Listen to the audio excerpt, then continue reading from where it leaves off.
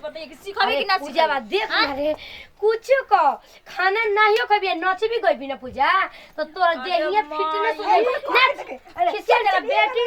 बेटी पर तो नाचले बजाले निकल सकते लेकिन माई ठीक है कहतड़ी ना देखो घर में ना बन जा पूजा में कौन लाज ले हंसी आई बतिया में रहता नी गौवा में टेंशन भइल रहता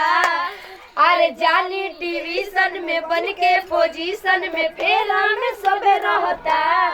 पानी काचे नादान जान अभी डोरे लागी हो कि ढोली में पानी तहरा और लागी हो जानू बुझिया जवानी तोहार चढ़े लागी हो सोना बाप रे बाप देखा भौजाई का माने 10 दिन महीना दिन अइले का भाई आवते आवते अपन रंग रूप देखा दे सके हम हेतने पानी में बानी तोर को ला शरम त नहीं कि हइए नहीं खे आ देख लगता कि नैहर का छिना रही है भौजी हमार राजी माई ओ अरे दिन रात जब देखा तब खाली गाना में गावत रहतिया कमरिए लचकावत रहतिया ई ना कि ससुर भसुर बाटे सास ससुर ननद अरे देसी भतार बाटे देसी फॉर्मूला साया साड़ी नाच देला झूला लाला का से हला का चिलैनी धरेला पिया खैनी खा के डाले तबे चैनी धरेला बाप रे बाप प्रमोद प्रेमी के तो गाना सुनी नानू 1000 बार सुनी लाख बार सुनी मन न भावे रे दादा कैसे तो मार लगता कि केहू याद करता लगता कि हमर सिंगर बने के सपना पूरा हो जाए का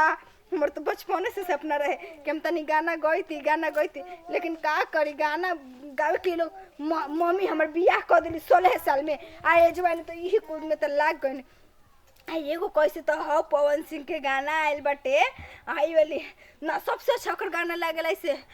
जब लगाबेलू तू लिपस्टिक हिलेला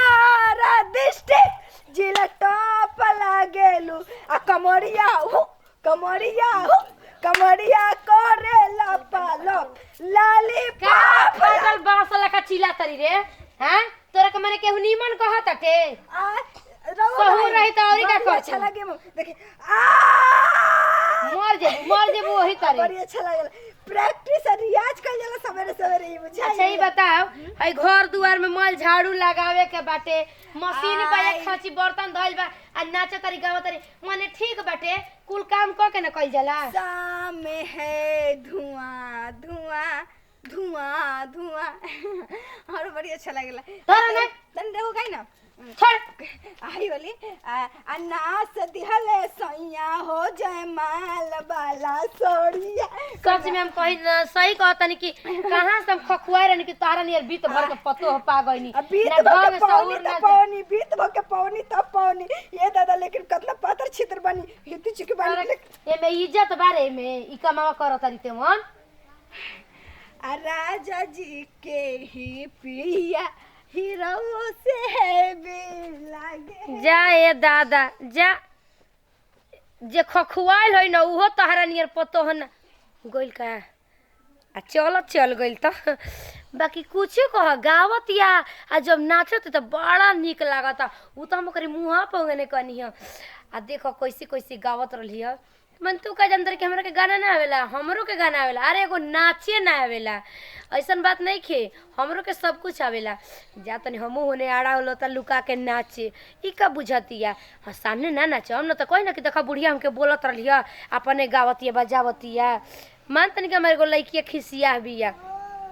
हमहू मान तनी कि ना बोलम ना तू करम त कपार पर न चढ़ जाई हो आ देखो मने इज्जत काहे नहीं के आदमी के सोच विचार बस गलत बाटे का करी काम धंधा क के कुल काम धंधा क के नाचित गाइत बजाइत न त कोनो बात नहीं के अब देखो पूरा काम पड़ल बा नाचते गावतिया आ छोड़ा काम धंधा बाद में होई तनी हमहू चली नाच के तनी ट्राई करी सबके उभरल बैठे तो तनी लजाई डे केहू के सामने आके एकदम से लगता कि गायक हो जाए तनी और सुगर रहती 1.5 बिता का ना रहती ना तो यो तो बचा के रखती मन तो करता कि कुछ चला के आ मार दई आ माइयो के देखो उहो संगे अब देखा माई के एक वाली डाढ़ल बोत नहीं खे आ वो का करो यही बेर हम माई के पतो ना होई यही बेर हम बताओ तनी कि माई हेंगन करत आ सिखा घल ते घर में हम रहले छोड़ दे चल तनी माई से बतावे। बाप रे आ जनती जे टिकुली पे सोया जिलू भाई जोइहे आ किसिम किसिम के हम लगौती छटकी ननदी रे आ किसिम के हम लगौती अब बाकी गुना बोली ताजा ताजा ताजा फल रसादार बड़ुए अब ही तो गरम बाजार बड़ुए चलो ठेला पकेला ले ही बीची के हो बोला हाँ, का भौजी। भाव बात हरा लीची के हो अरे का भाव सही कहते ही, भौजाई हिया कि नचनिया आ गइले कुछ। हो अरे हमारा आजी माई अरे बुची जी मने कि रवनु काहे के एक बिता का तो बाड़ू देखा तनी कि कोई आएगा ना गिर के मर मत जइहा तू ठीक ना हैं? जानतन बुची जी आज एगो मने ला शरम बातन को पूरा गांव टोला का कहता है कि कारे एगो तो एक बिता का बिया डेढ़ बिता का आ कितना याद क के रखले बिया घरे में बाप रे सब हमर हाइट में देखेला ये दादा ना इतना तो तुम नामे करेला कमायो करत तो नाम ना होई तो हाल तनी तू एगो हरिया लेला पीट पीट के दुआरे दुआरे पर मंगबू तो नगद खाए पिए के तो मिलबो करी एगो बात कहीं बुची जी आज सब घर रवा हाइट कहतनी इमे भगवान रवा इतना मोटो नहीं तो रवा अपना मर्जी से सुधार बनी जाए जी। अब से सुधार जनती घर से पहरी खेदवा दे तो समझ कुछ जा बोली हम तो सिंगर बने में प्रोग्राम करे में अभी फाटल बस बानी तक का हो गई बाद में हो जाए रियाज करे प्रैक्टिस करे हैं तो अपने गाना गाएम जैसे हाई गाना नहीं खे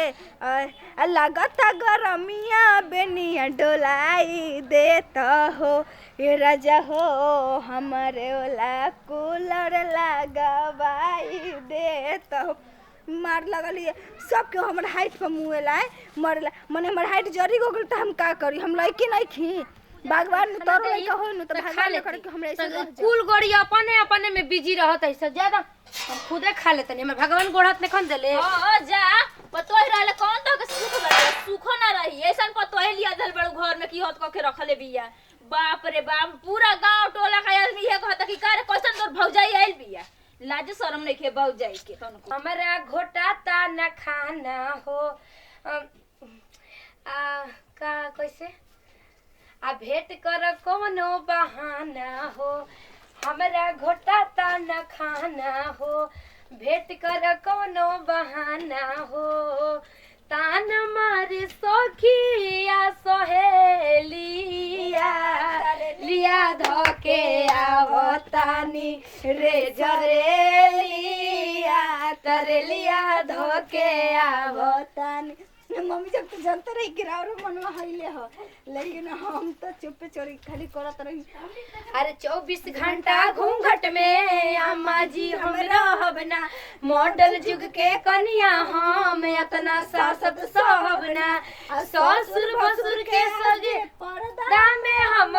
ल जाई काहे खाई अपना भद्रा के कमाई ल जाई काहे खाई अपना भद्रा के कमाई लहजा का रे तू तो यही के डांटत रहली है कि अपने नाचे गा बतावा सौर बनने के ना रहे के चाहिए हैं जब ना तब जय मन करता नाचे लागत रू अरे मन त देखे रे पूजा का नहीं करी तो तू सिखा दे हम कह देने कि सिखा दे नहीं तब ना तो ये तब कहिए मुआ घालब समझ जाइए अब ना करम गोड़ पड़त नहीं अब ना करम हम सुधर अरे पड़ता नी नौवा में रहता नी गौवा में टेंशन भइल रहता मने तू सिखबी कि ना सिखबी सोच सोच बताइए कि सिखबी कि ना सिखबी पूजा बा देख ना रे कुछ को खाना नहीं कभी नची भी गई ना पूजा तो तोर देहिया फिटनेस हो खिसिया जरा बेटी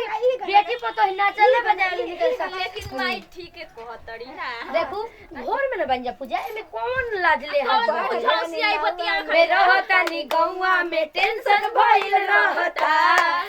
अरे जाली टीवीशन में बन के पोजीशन में फेरा में सबे रहता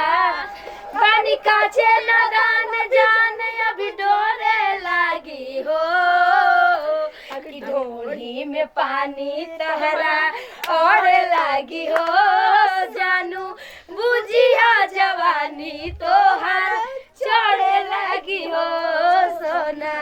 नमस्ते प्रणाम हर हर महादेव पूरा प्रिय समाज के गोड़ छू गोड़ लातनी हम सोनी सुमन और देखी जा डांस करके गाना गा के सुनैनी है जा तो वो सबके कैसन लागल हा कमेंट में प्लीज बता दें जा और ये वीडियो से लेते हैं विदाई अगले वीडियो फिर मिल जाए तब तक बाय बाय इंटरटेनमेंट वीडियो बननी है जा।